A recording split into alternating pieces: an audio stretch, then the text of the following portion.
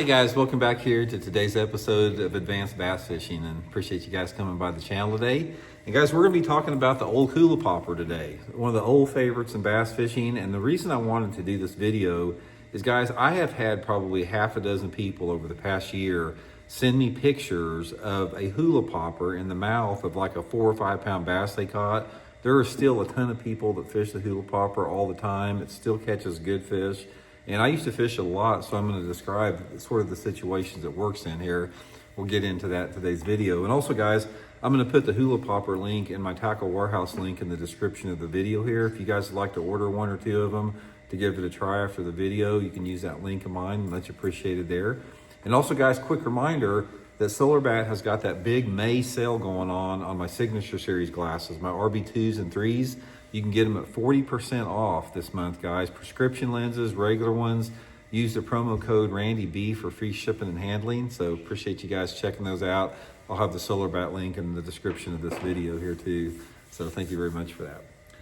Okay, guys, old school hula popper. Let me tell you my earliest memories of the hula popper.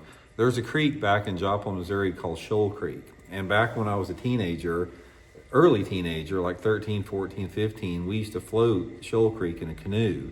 And this was our bait of choice, is the hula popper. We'd take these hula poppers and throw them up on those shady banks and, you know, on the eddies and underneath the overhanging trees and stuff, and catch a lot of good fish on the hula popper.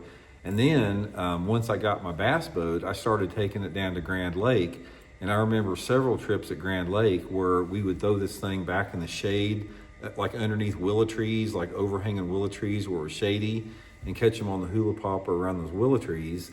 And of course on farm ponds. I've caught a lot of fish on a farm pond. But basically a hula popper it's just a chugger. It's just like the popper. There's not hardly any difference between a hula popper and a popper or the Megabass Pop Max, except for the sound that it makes. Every popper and every chugger, which a hula popper is a popper, it has a different gurgle to it. And a hula popper has a real deep bloop. It's got a real deep blurp on there, and it doesn't spit water. It's like a popper and some of the other more modern poppers and chuggers, when you work them through the water, they bloop a little bit, but they spit water more. And a hula popper is a blooper. It bloops like it displaces a lot of water. It's like when you bloop it, it's got a real flat, you know, a concave face on it, and it pushes a lot of water out, so it makes like a big bubble in front of the lure, and bass like it. They love it, and they have for 50, 60 years. So pretty simple, guys. So I fished the hula popper. There's several different sizes of it. A lot of different, I've caught them on a bunch of different colors. I mean, they're all good. I haven't really had one that's better than the other. But I normally fish it like on 12-pound test monofilament line, just, you know, some type of medium action bait cast rod. You can also use a spinning rod with it because some of the smaller ones are pretty light. And one of the things that you got to do with the hula popper, guys, is you got to change out these hooks here. The hooks that come on a hula popper are terrible. So the hook hanger on this thing, what you need to do is take a pair of dikes and cut that hook off of there, and then put you 2 split rings on it, because you want to, since that's a fix like there on that hanger, you want to have 2 split rings on there to give that hook a lot more freedom of movement, and it definitely adds up to some better hookups. And I'll use anywhere between like a number 3 to number 4 treble, depending on the size. And another thing with the hula popper, guys, is the skirts are interchangeable on them. So most of them have this vinyl skirt on it, so you can replace the skirts with different type of, you know, skirt colors just based upon what you want to try to create with it.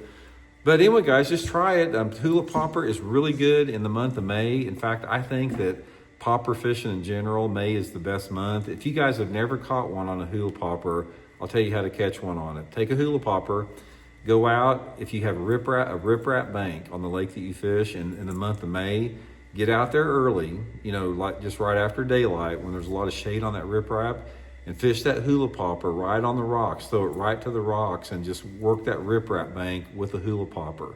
If you have water visibility on the lake you're fishing, like between 1.5 feet to 3 foot, you're going to catch some good fish on the hula popper on that riprap. So anyway, guys, hope it helps you guys catch some good ones. And like I said, link in the description for the hula popper, and we'll talk later.